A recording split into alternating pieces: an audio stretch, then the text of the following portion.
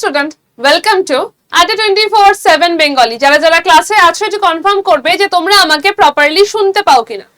যদি প্রপারলি শুনতে পেয়ে থাকো তাহলে লিংকটাকে প্লিজ একটু শেয়ার করে দিও তোমাদের যতগুলো গ্রুপ রয়েছে, যতগুলো পড়াশোনার গ্রুপ রয়েছে সবকটা গ্রুপে। আমি একটা প্রশ্ন অনেকবার পেয়ে থাকি, অনেক স্টুডেন্টের থেকে পেয়ে থাকি, সেটা হচ্ছে যে ব্যাংকের প্রস্তুতির জন্য কতদিন সময় লাগতে পারে, কতদিন ধরে প্রিপেয়ার করলে আমি ব্যাংকের জন্য একেবারে প্রস্তুত হতে পারি, আমি কিছুদিনের মধ্যে নিজেকে পিও বা ক্লার্ক হিসাবে দেখতে পারি। এই প্রশ্নটা তোমাদের অনেকের থাকে। যদি সত্যি বলা যায় তাহলে এটার কোনো হার্ড অ্যান্ড ফাস্ট রুল নেই। যে অনেক আগে থেকে প্রস্তুতি শুরু করছে তার জন্য জিনিসটা তো অনেকই ভালো। অনেকে তোমাদের মধ্যে এরকম আছে যারা গ্র্যাজুয়েশনের আগে থেকে মানে সেকেন্ড ইয়ার থার্ড ইয়ার থেকে প্রিপারেশন শুরু করেছো, যাতে তোমাদের গ্র্যাজুয়েশন হওয়ার সাথে সাথেই তোমরা পরীক্ষায় বসতে পারো এবং কোনো সময় নষ্ট না হয়। সেটাই বেস্ট, সেটাই সব থেকে ভালো যারা আগে থেকে প্রস্তুতি শুরু করেছো। বাট যারা আগে থেকে প্রস্তুতি শুরু করনি তারা কি পরীক্ষায় বসবে না, নাকি তারা ক্লিয়ার করবে না? এরকম কোনোটাই নয়। আজকে হয়ে যাচ্ছে তোমাদের ডিসেম্বর এবং কিছুদিন পর মানে জানুয়ারির প্রথম উইকে বা 2026-এর জাস্ট ফার্স্ট উইকের মধ্যেই কিন্তু ব্যাংকিং ক্যালেন্ডার চলে আসছে। এবং ব্যাংকিং ক্যালেন্ডার এটা বলে যে সারা বছরে ব্যাংকের পরীক্ষাগুলো কবে কবে কখন কখন হচ্ছে। তো হাতে খুব বেশি সময় আছে এরকম নয়। আমরা যদি ট্রেন্ড দেখি তাহলে আমাদের কাছে আমাদের পরীক্ষাটা শুরু হয়ে থাকে আগস্ট থেকে। তো হাতে খুব বেশি সময় আছে এরকম নয়। তাহলে এখন কি অ্যাকচুয়াল সময় রয়েছে যাতে আমি ব্যাংকের জন্য পুরো প্রস্তুত হতে পারি এবং ব্যাংকের 2026-এর যে ব্যাংকিং এক্সামগুলো আসছে, যেটা আমাদের ইন্স্যুরেন্সের এক্সামগুলো আসছে, তাতে কোনো না কোনো একটাতে ক্লিয়ার করতে পারি? তাহলে সেটাকেই আজকে দেখবো যে আমাদের কতটা টাইম রয়েছে, আমরা কিভাবে এটাকে প্রস্তুতিটাকে নিতে পারি বা কতটা টাইম দরকার লাগে এই প্রস্তুতিটার জন্য। তো যারা যারা ক্লাসে আছো অবশ্যই ভাবে লিংকটাকে শেয়ার করবে, কি করে কি স্ট্র্যাটেজি ওয়াইজ এটাকে ফলো করতে হবে, সমস্ত কিছু আজকের এই সেশনে আমরা ডিসকাস করব। আমি এর আগে অনেকবার তোমাদেরকে বলেছি ব্যাংকের জন্য যেটা সব থেকে প্রথম দরকার সেটা হচ্ছে সিলেবাসটাকে খুব ভালো করে ক্লিয়ার করা, একদম বেসিকটাকে একদম যেন ক্লিয়ার থাকে। সিলেবাস মানে শুধু রিজনিং এর সিলেবাসের কথা বলছি না, সিলেবাস মানে আমি এখানে ইংলিশ, অঙ্ক, ব্যাংকিং অ্যাওয়ারনেস সবটার কথা বলছি। ব্যাংকিং এর সিলেবাসের কথা বলছি ব্যাংকিং এর সিলেবাস পুরোটাকে প্রথমে আমাকে ক্লিয়ার করতে হবে যেন কনসেপ্টে কোনো ঘাটতি না থাকে। আর যখন তোমরা সিলেবাসটাকে পড়ছো, যখন পুরো সিলেবাসটাকে একেবারে মানে প্রথমবার পড়ছো, এইটাকে মাথায় নিয়ে পড়ো যেন এটা তোমরা একবারই পড়বে। এটা যেন মাথায় থাকে যে আমি এটাকে একবারই পড়ছি, এর ছাড়া আমার সময় নেই। তো সেই রকম ভাবে তোমাকে সিলেবাসটাকে আগে পুরো ক্লিয়ার করতে হবে। সিলেবাসটা পুরোপুরি সিলেবাসটার জন্য তোমার সময় লাগবে 3 মাস। 3 মান্থস লিখে রাখলাম। 3 মান্থস তোমার টাইম লাগবে পুরো সিলেবাসটাকে মানে রিজনিং থেকে শুরু করে English, math, banking awareness, general awareness সবটাকে ক্লিয়ার করতে তোমার পুরো সিলেবাসটাকে একবার পড়তে সময় লাগা উচিত 3 মাস। এবং তোমরা এটা ভেবে পড়ো না আমি পরে গিয়ে আবার পড়বো। বেসিক বা কনসেপ্ট একবারই পড়বে, সেইভাবেই প্রিপারেশনটা নাও। তার কারণ 2026-এর ব্যাংক যদি তোমাদের উদ্দেশ্য হয় তাহলে খুব বেশি সময় নেই। তো এই 3 মাস আমার সিলেবাস বা কনসেপ্ট ক্লিয়ার করার জন্য রাখলাম, ঠিক আছে? তো প্রথম 3 মাস যদি আমার কনসেপ্ট ক্লিয়ার হয়ে যায়, তারপরে পরের যে মাসটা আসছে সেখানে আমার দরকার হচ্ছে প্র্যাকটিস। তারপর থেকে দরকার হচ্ছে প্র্যাকটিস। প্রথম দরকার হচ্ছে টপিক ওয়াইজ। প্রথম টপিক ওয়াইজ প্র্যাকটিস করো। টপিক ওয়াইজ প্র্যাকটিস, মক নয়, টাইম ধরে নয়, প্র্যাকটিস। টপিক ওয়াইজ প্র্যাকটিস দরকার। প্র্যাকটিস করো, কোথায় আটকাচ্ছে সেটাকে আইডেন্টিফাই করো, করে জিনিসটাকে রিভিশন দাও। তো প্র্যাকটিস আর রিভিশন এই দুটো জিনিস দরকার। প্রথমে টপিক ওয়াইজ প্র্যাকটিস করবে এবং এই প্র্যাকটিসের মধ্যে প্রিলিমস থাকবে, মেন্স থাকবে। এটার মধ্যে প্রিলিমস মেন্স দুটো মিলিয়ে থাকবে। প্র্যাকটিস করো, যেখানে আটকাচ্ছে সেটাকে আইডেন্টিফাই করো, দেন সেটাকে রিভিশন দাও, আবার প্র্যাকটিস করো। এই প্রথম যে এটা করছো যে প্র্যাকটিস করে রিভিশন দিচ্ছ, এই প্র্যাকটিস আর রিভিশন, প্র্যাকটিস রিভিশন এই পোরশনটা থেকে তোমার টাইম যাবে 2 মাস। টাইম ধরে বলছি না কিন্তু, টাইম ধরে নয়, জাস্ট প্র্যাকটিস আর রিভিশন এইটুকু আমাকে করতে হবে। সেটাকে যদি আমি নিয়ে নিই তাহলে আমার সেখানে 2 মাস লাগছে। তাহলে 3 মাস হচ্ছে আমি কনসেপ্ট ক্লিয়ার করলাম, পুরো প্রপার কনসেপ্ট ক্লিয়ার। তারপরে 2 মাস আমাকে প্র্যাকটিস এবং রিভিশন দিতে হবে। কোথায় কি ভুল হচ্ছে, কোথায় কি মানে কমতি রয়েছে, কোনটাকে মেকআপ করতে হবে, কোনটাকে আমাকে আবার পড়তে হবে, সেটাকে দেখতে হবে আমাকে বাকি 2 মাস। 5 মাস হয়ে গেল। এরপর আসছে যেটা সব থেকে বেশি দরকার, সেটা কি ব্যাংকের জন্য যেটা সব থেকে বেশি দরকার সেটা হচ্ছে মক টেস্ট। কেন মক টেস্ট দরকার? তার কারণ মক টেস্ট ছাড়া তুমি তোমার প্রস্তুতিটাকে বুঝতে পারবে না। তুমি ভাবছো তুমি করতে পারবে, তুমি হয়তো পারবেও, তুমি এতক্ষণ টাইম ছাড়া করেছো, এরপর তোমাকে টাইমে করতে হবে। স্পিড উইথ অ্যাকুরেসি ব্যাংকের জন্য মূল মন্ত্র, স্পিড উইথ অ্যাকুরেসি। আমি কোনো পরীক্ষাকেই সোজা বলছি না, কোনো পরীক্ষাকে ডিফিকাল্ট বলছি না, বাট তুমি যে পরীক্ষাটাতে যাচ্ছ সেই পরীক্ষার একটা পয়েন্টকে তোমাকে ভালো করে ক্লিয়ার করতেই হবে। ব্যাংকের ক্ষেত্রে সেটা হচ্ছে স্পিড। এখানে সিলেবাস কম কিন্তু স্পিড আছে, স্পিড তোমাকে আনতেই হবে।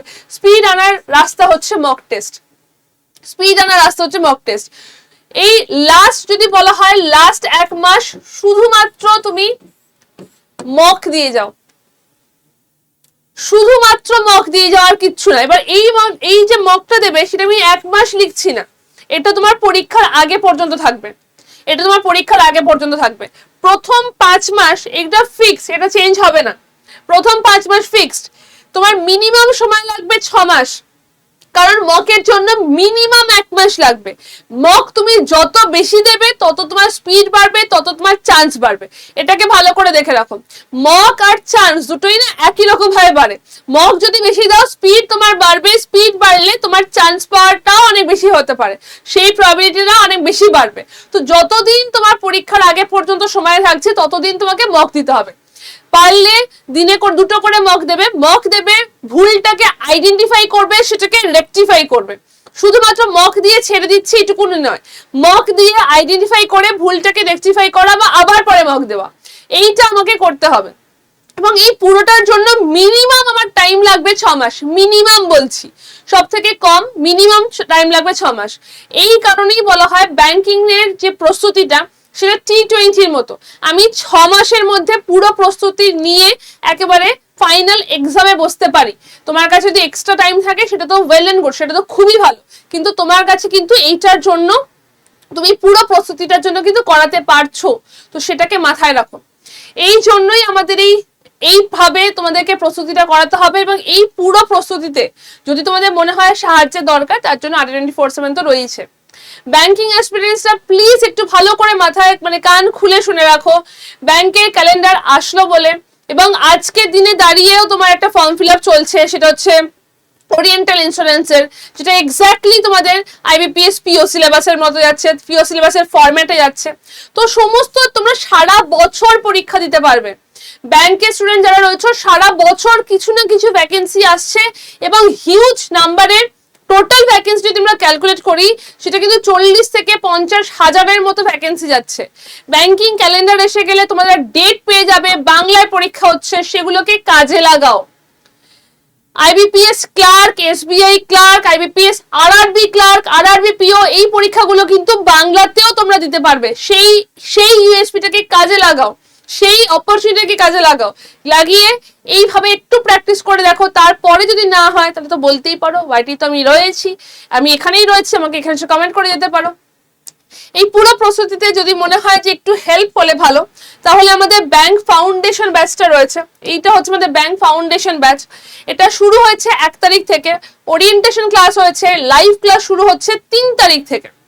লাইভ সেশন পুরো প্রপার ক্লাস শুরু হচ্ছে 3 তারিখ থেকে। এই যে ব্যাচটা রয়েছে, ব্যাচটার মধ্যে 225 ঘন্টা লাইভ ক্লাস রয়েছে, মক টেস্ট রয়েছে, 8টা বই রয়েছে। ব্যাংকের প্রস্তুতির জন্য এর বাইরে 1 টাকাও কিছু লাগবে না, আর একটা সিঙ্গেল টাকাও কিছু লাগবে না। এর বাইরে যা যা দরকার লাগতে পারে সবটা তোমরা এই একটা জায়গার মধ্যে পেয়ে যাবে। এখানে লাইভ ক্লাস রয়েছে, মক টেস্ট রয়েছে, 8টা বই রয়েছে, এবং Y268 কোডটা ইউজ করলে এই ব্যাচটা তোমরা ডিভিতে পেয়ে যাবে, ডাবল ভ্যালিডিটি থাকবে। আমি জানি না তোমরা কখন ভিডিওটা দেখবে, আমি এখন দাঁড়িয়ে যেটা বলছি সেখানে কিন্তু এই কোডটা ইউজ করলে ডাবল ভ্যালিডিটি রয়েছে, তাই একটু তাড়াতাড়ি করো। কি করে ব্যাচটা কিনবে সেটাকে একটুখানি বলে রাখছি। আমাদের অ্যাপটাতে যাবে, অ্যাপের মধ্যে রয়েছে গভর্নমেন্ট এক্সাম, অ্যাপটা অন করে government job exam, state exam, West Bengal. West বেঙ্গলে আসতে বলছি কারণ বাংলা ভাষাতে পড়াবো। সেখান থেকে যাবে স্টোরে গিয়ে সেখান থেকে যাবে ফাইন্ড প্রোডাক্ট বাই এক্সাম, তারপর সেখানে দেখতে পাবে ভিউ অল করলে বেঙ্গল ব্যাংক লেখা রয়েছে, বেঙ্গল ব্যাংকে ক্লিক করলে ব্যাংক ফাউন্ডেশন ব্যাচটা দেখতে পাবে। তার মধ্যে যেখানে দাম লেখা থাকে তার পাশে লেখা থাকে মোর অফার্স, মোর অফার্সে ক্লিক করে এই কোডটা দিতে হবে Y268। কোডটা দেওয়ার পর ইউজ কয়েনে ক্লিক করো, ইউজ কয়েনে ক্লিক করলে সেখান থেকে তোমার নাম, ফোন নাম্বার, অ্যাড্রেস পুরোটা দিও। দেওয়ার পর কন্টিনিউ করতে হবে। কন্টিনিউ করলে একটা ছোট মেসেজ আসবে যে ভুল অ্যাড্রেস দিলে বাড়িতে বই যাবে না, সেটাকে আই কনফার্ম করলে ইউপিআই পেয়ে যাবে পেমেন্টের জন্য। আর যদি মনে হয় এত কিছু করা ইজ টু মাচ ডিফিকাল্ট, আমাকে এই নাম্বারে ফোন করে নাও, আমি তোমাদেরকে পুরোটা গাইড করে দেবো। যারা হোয়াটসঅ্যাপ করতে চাইছো হোয়াটসঅ্যাপ করে নাও, আমি তোমাদেরকে পুরোটা গাইড করে দেবো। মাথায় রেখো Y268 এই ডিসকাউন্ট কোডটা ইউজ করো, তাহলে কোনো প্রবলেম হলে আমি হেল্প করতে পারবো। এবং ব্যাংকের যা যা কোয়েরি আছে, যাই কোয়েরি থাকুক না কেন, তোমরা আমাকে এই নাম্বারে হোয়াটসঅ্যাপ করে জিজ্ঞেস করতে পারো, ঠিক আছে? তোমাদের কাছে কিন্তু একদম মার্জিনাল টাইম এটাও বলছি না, বাট প্রচন্ড বেশি টাইম আছে এটাও কিন্তু নয়। তো সেটাকে দেখো, বুঝে কাজটা করো, একটা প্রপার ঠিকঠাক ডিরেকশনে এগো, সেটাই বলতে পারি। আমি আবার নাম্বারটাকে দিয়ে দিলাম, কোনো রকম ডাউট থাকলে আমাকে এখানে হোয়াটসঅ্যাপ করে নিও, কথা বলো, তারপর জয়েন করো। আর কোডটা মাথায় রেখো Y268, এই কোডটা ইউজ করলে 1 বছরের প্রাইসে 2 বছরের জন্য কিন্তু ব্যাচটা পেয়ে যাবে, ঠিক আছে? বেস্ট অফ লাক, শুরু হয়ে গেছে ক্লাস, তাই ঝটপট জয়েন করো, দেখা হচ্ছে ক্লাসে।